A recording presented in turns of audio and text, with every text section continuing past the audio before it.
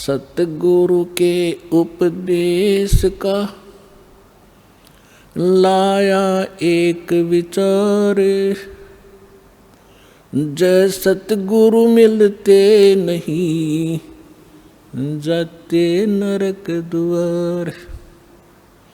नरक द्वार में दूत सब करते खेचातान, उनसे कभू न छूटता फिर फिरता चारों खानी। चार खानी में भरमता कबहू न लगता पार, सो फेरा सब मिट गया मेरे सतगुरु के उपकार। सात समुद्र की मसी करूं लेखनी करूं बन राय, धरती का कागज करूं गुरु गुण लिखो न जाए। परमेश्वर ने अपनी महिमा बताने के लिए, आपको सही दिशा देने के लिए अधिक उदाहरण अपने ऊपर ही दिए हैं। क्योंकि परमात्मा कहीं खड़े हो जाते थे चौराहे पर और एक इकतारा लेकर के आवाज़ लगाते थे ताकि लोग इकट्ठे हों। जैसे कोई रीछ नचाने वाला खड़ा होकर डुगडुगी बजाने लग जाता है, लोग अट्रैक्ट होते हैं, क्या हो रहा है देखें जाकर। तो आपके लिए परमात्मा ऐसे खड़े कर रहा है, ऐसे धाड़े भुगत रहा है, किसी प्रकार तुम्हें बुद्धि आवे। आप कहाँ पड़े हो, कभी विचार नहीं लगाया आपने। इस झूठे सुख को सुख कह ये मान रहा मनमोद, यू सकल चबीना काल का कुछ मुख में कुछ गोद। तो खड़े होकर कहा करते परमात्मा, सतगुरु के उपदेश का लाया एक विचार, जय सतगुरु मिलते नहीं जाते नरक द्वार। तो परमात्मा ने पद्य भाग का सहारा इसलिए लिया क्योंकि हमारे अंदर एक विकार है कान का, जो हम शब्द विषय है हमारे अंदर। तो उस विकार के कारण परमात्मा अट्रैक्ट करते थे। सुरीली आवाज़ थी दाता की, वाणी में इतना अट्रैक्शन है, आत्मा को पकड़ के खींच लेता है। क्योंकि परमात्मा की वाणी आत्मा के लिए ही होती है। तो वहाँ समझाया करते थे, अपने आप ही बताते थे। जब वो बार बार न्यू का मैं भगवान होता, लोग डले मारने लग जाए थोड़े दिन में, हमारी आदत खराब हो चुकी है। तो उन्होंने कहा कि भाई सतगुरु से उपदेश लेने के बाद अब हिसाब लगाया, उसका विचार किया कि सतगुरु के उपदेश का लाया एक विचार, जय सतगुरु मिलते नहीं। ये नकली गुरु भी हो और साधना भी गलत कर रहे हो, शास्त्र भी गीता का मनमाना आचरण कर रहे हो, उनका भी कोई लाभ नहीं। सतगुरु के उपदेश का लाया एक विचार और जय सतगुरु मिलते नहीं जाते नरक द्वार। नरक द्वार में दूत सब करते खेचातान, उनसे कभू ना छूटते फिर फिरते चारों खान। जैसे ग्रुप के ग्रुप करोड़ों की संख्या में नकली संतों के पास हैं, ये सारे के सारे मृत्यु के उपरांत नरक में ठोके जाएंगे। और जब नरक में डाले जाते हैं, यम के दूत बहुत संख्या के अंदर हैं, 12 करोड़ की संख्या है उन यम के दूतों की।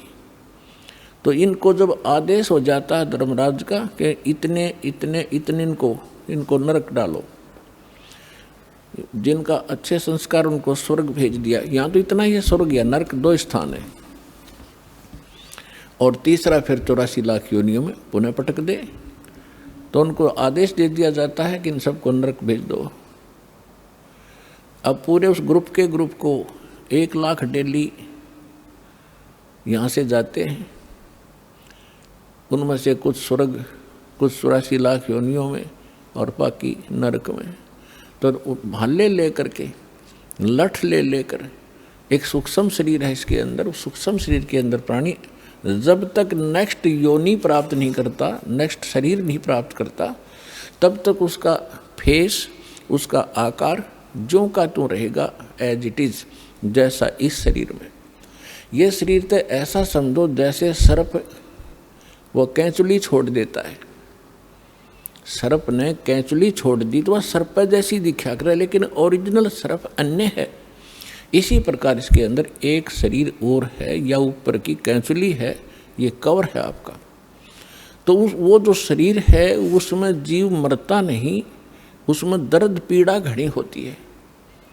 तो उसमें ऐसा लठ मारते हैं, वो भाले ठोकते हैं, उनकी मर्यादा तोड़कर इधर उधर चलते हैं।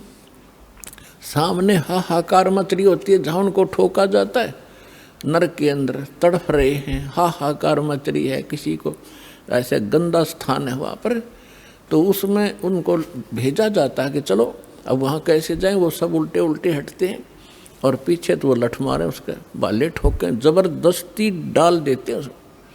तो परमात्मा कहते हैं नरक द्वार में दूत सब वहाँ करते खेचाताड़, हम वापस भागेंगे, वो ठाठा पटकेंगे और उनसे कभू ना छूटता। उसके बाद फिर फिरता चारों खानी, चार खानी में, ये 83 लाख योनियों के शरीरों में, चार खानी में भ्रमता में कभू ना लगता पार।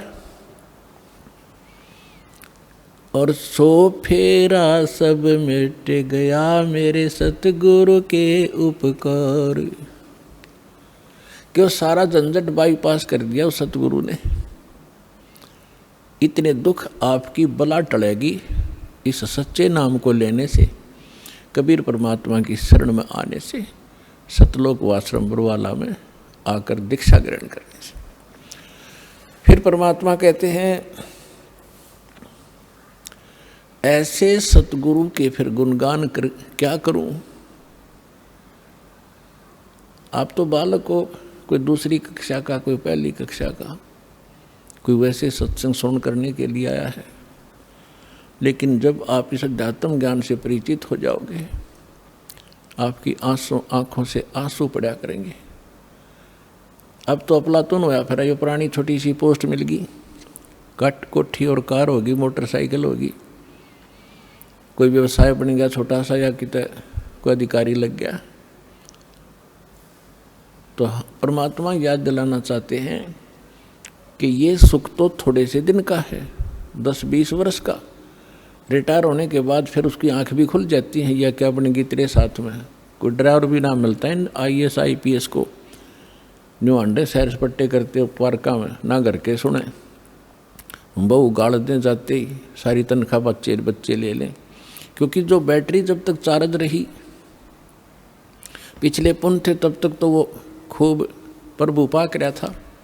और जब वो डिस्चार्ज हो गया, अगर चार्जर है नहीं, भक्ति ठीक करी नहीं, तो कहते हैं संसा शोक सराय में, संशय शोक सराय में सूतक दिन राती, और जीवित जग में जूते पड़े फिर जम तोड़े छाती। इनके लिए यही बुरा हाल हो लेगा बुढ़ापे में। यहाँ जीवित जग में जूते पड़े और फिर जम तोड़े छाती, यम के दूत फिर आगे इनकी छाती तोड़ेंगे, इनको कूटेंगे गिर के, और फिर 84 लाख योनियों में ठोके जाएंगे।